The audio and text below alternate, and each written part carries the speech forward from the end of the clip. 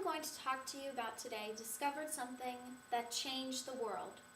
His idea saved millions from death. Today, if we didn't know what he knew, people would still be dying from something as non-threatening as the flu and other many serious diseases. This man is Edward Jenner. Edward Jenner was born in 1749 west of London.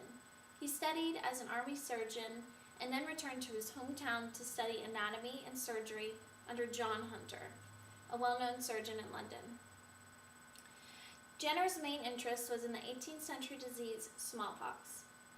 Smallpox is a very infectious and serious disease. Sometimes it can even be fatal. In the 18th century, it killed mostly children, but also some adults.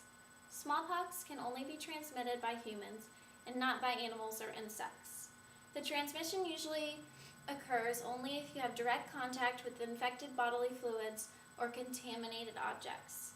Another way it is transmitted is by face-to-face contact with the infected.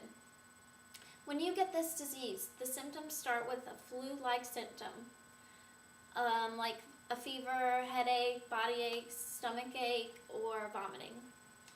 This stage of the virus lasts from 2 to 4 days. Then you get small red spots on the tongue and in the mouth. Then the red spots turn into sores and break open, spreading the virus into the mouth and throat.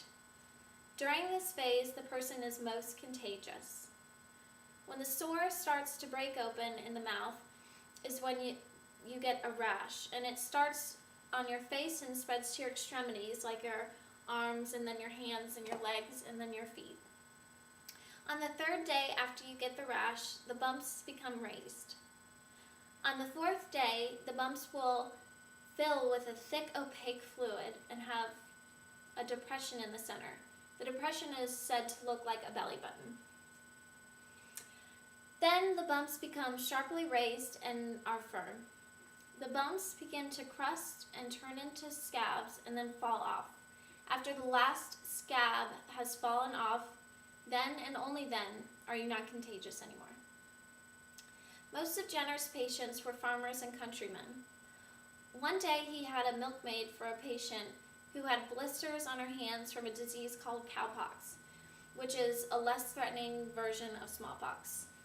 He then realized there was a reason why the milkmaid that had cowpox were never infected with smallpox. Jenner decided to take action into his own hands. He asked a local farmer if he could use his son as a guinea pig. The farmer then agreed to Jenner, and Jenner made small incisions in the boy's arm. And then he took the fluid from the milkmaid's blisters and dropped it into the boy's open wounds. After the boy fought off the cowpox, Jenner infected the boy with smallpox.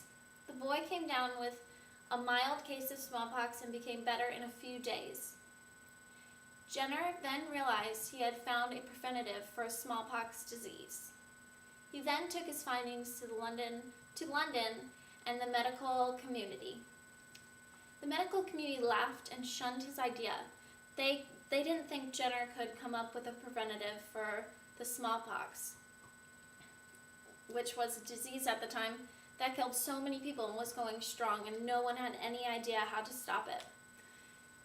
It was then proven to them that it really worked, and they named it vaccine.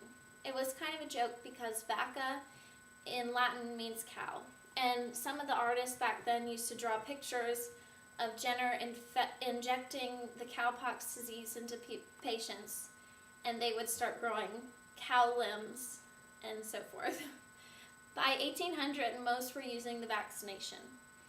If Jenner did not make his discovery, then other scientists would not find vaccinations for things such as rabies, anthrax, and other threatening viruses. Jenner did really change the world.